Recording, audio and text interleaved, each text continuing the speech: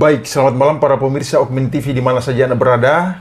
Malam ini kita bertemu dalam channel kesayangan kita, dan saya diberi kesempatan khusus atau istimewa untuk malam ini memandu acara Bincang-Bincang Sikat bersama salah seorang tokoh Kerawang Katolik Papua, Bapak Dr. Gigi Aloysius Giai MKes. Selamat malam Bapak. Selamat malam. Ya. Malam ini kita mau bincang khusus terkait dengan kabar gembira yang diterima oleh umat Katolik di tanah Papua, secara khusus Keuskupan Jayapura, di mana pada hari ini secara resmi Gereja Katolik, dalam hal ini Vatikan, melalui Uskup Jayapura Monsinyur Leo Labalajar, menyampaikan secara resmi bahwa sudah terpilih uskup baru sebagai pengganti dirinya, yakni salah satu putra terbaik asli Papua, Romo atau Pastor Yan Yo PR, yang saat ini juga menjabat sebagai Ketua Sekolah Tinggi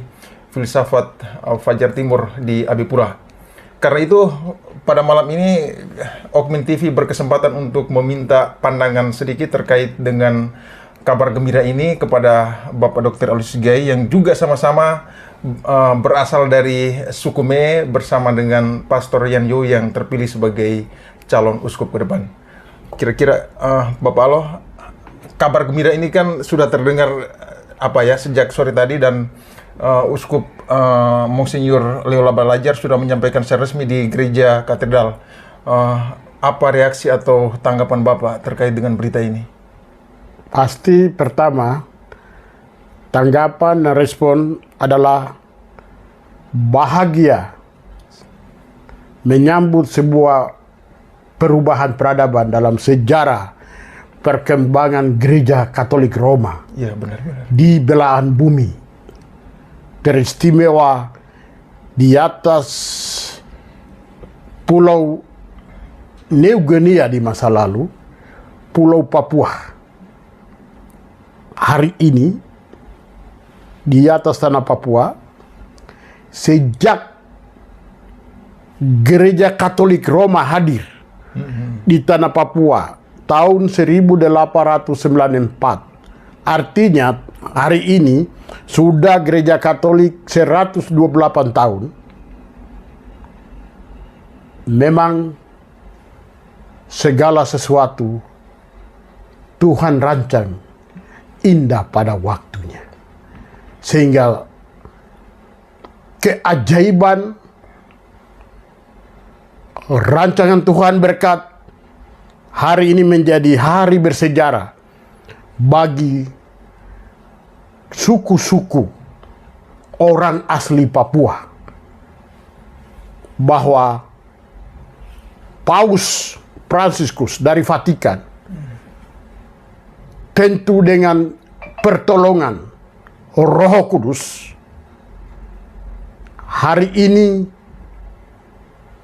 seorang pastor pribumi orang Papua atas nama pastor atau RD Januarius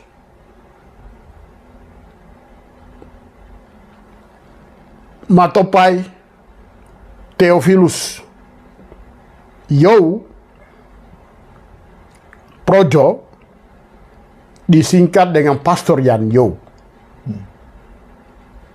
telah Tuhan menunjuk membuat sejarah baru di atas tanah Papua dalam perjalanan Gereja Katolik. Tentu bukan hanya kami umat manusia, bukan hanya umat Katolik yang ada di atas tanah Papua, bukan umat pribumi Papua saja, tapi saya yakin dan percaya hari ini bumi Papua, seluruh alam raya, segala makhluk hari ini bergembira ria, menyerukan syukur bagi Tuhan, karena membuka hari ini tabir perubahan dalam perjalanan Gereja Katolik sejak tahun 1894, dalam perjalanan tidak gampang 128 tahun. Terima kasih bagi Tuhan. Dalam bahasa Paniai, ugatame Sang Pencipta, terima kasih. Dalam bahasa penggunaan bintang atau oksibil, Atangki yang besar, Pencipta yang besar, kami naikkan puji dan syukur pada hari ini yang Tuhan rancang. Terima kasih. Ya. Baik Bapak Aloh, selain sebagai umat Katolik tetapi juga sesama juga seasal dari Putra ME, barangkali mungkin sejauh ini sosok calon uskup kita yang baru ini yang Bapak kenal dari dalam diri Pater Yan itu kira-kira seperti apa yang Bapak kenal? Uskup terpilih Yan Yo adalah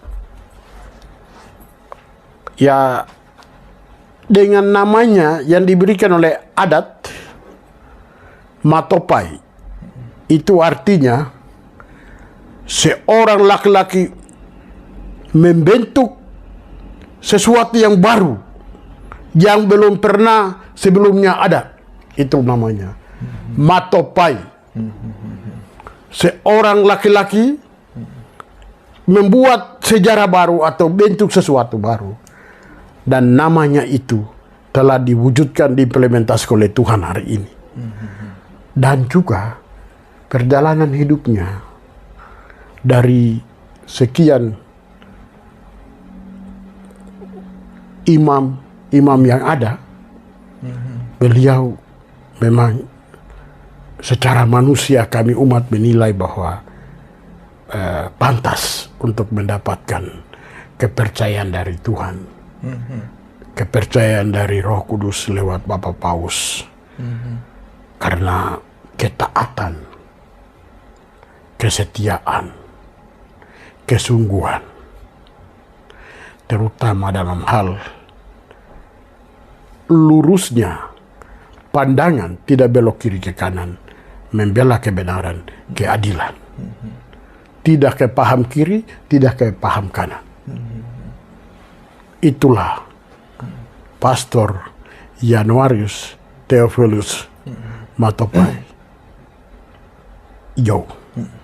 Baik Pak, ini berarti kan Pater Yan ini kan membuka sejarah pertama bahwa dia menjadi salah satu paling pertama uskup pribumi asal Papua yang diangkat oleh Gereja Katolik Roma memimpin salah satu keuskupan terbesar di Papua, di Keuskupan Jayapura.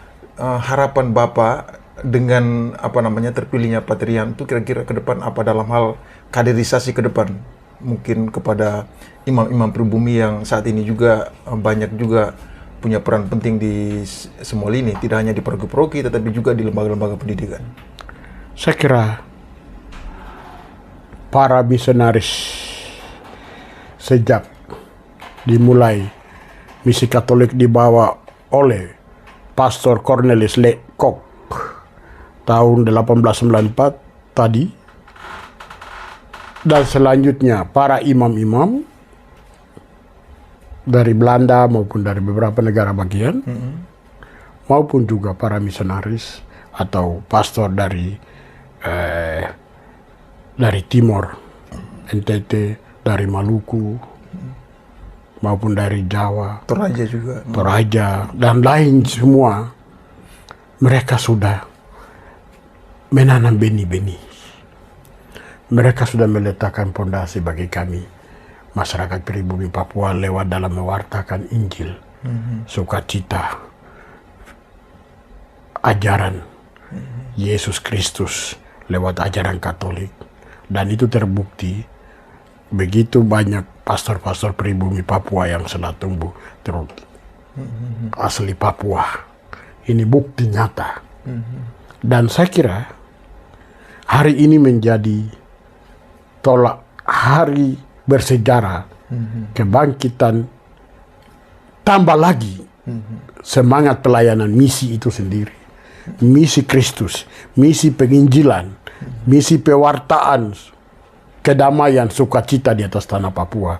Dan saya yakin dan percaya bahwa selanjutnya akan datang uskup-uskup baru di keuskupan lain lagi di atas tanah Papua.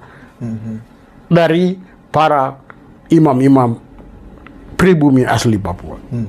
Saya yakin dan percaya ini menjadi tonggak sejarah awal hari ini. Dan akan tumbuh uskup-uskup baru, imam-imam pastor pribumi Papua.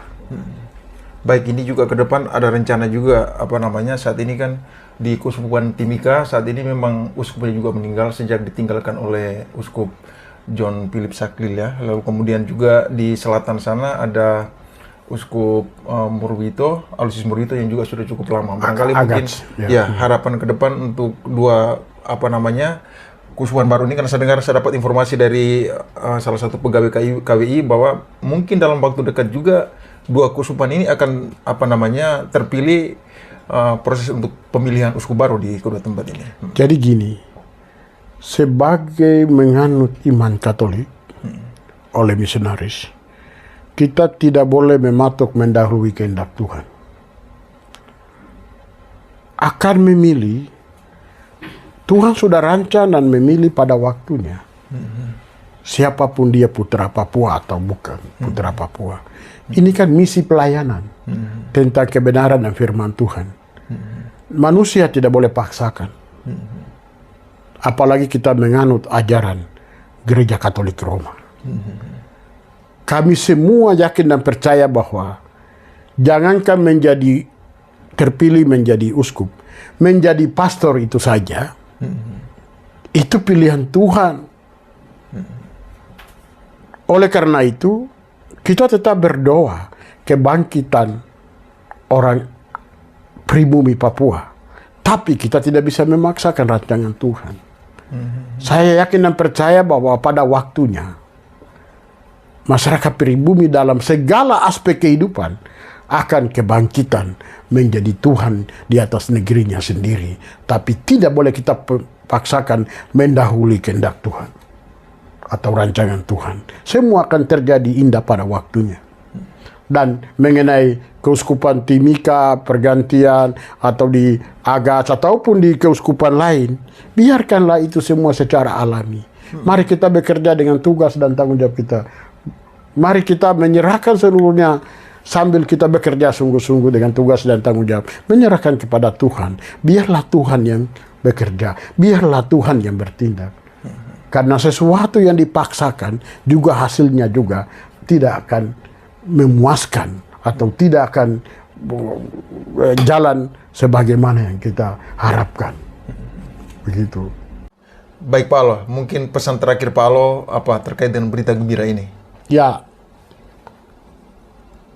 saya sebagai salah satu tokoh Kerawam Katolik Papua merasa bangga dan bahagia dan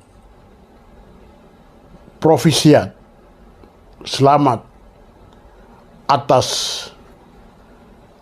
karunia dan tugas dan tanggung jawab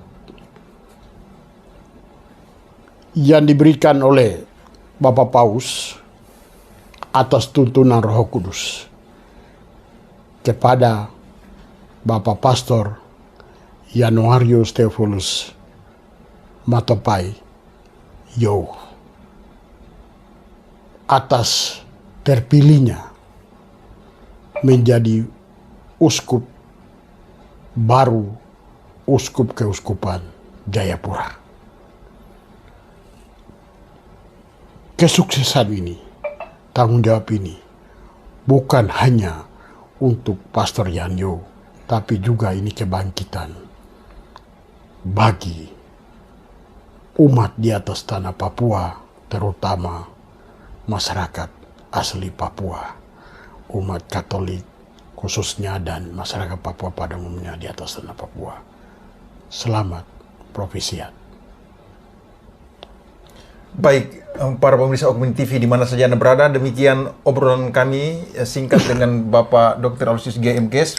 Beliau ini selain sebagai tokoh Kerawam Katolik Papua, tetapi juga salah satu birokrat kesehatan yang sempat memimpin beberapa OPD di Provinsi Papua, mulai dari Direktur Rumah Sakit Umum Abipura, kemudian Kepala Dinas Kesehatan Papua, lalu lanjut menjadi Direktur Rumah Sakit Umum Jayapura, dan terakhir sebagai pelaksana tugas Sekretaris Daerah Kabupaten Pegunungan Bintang.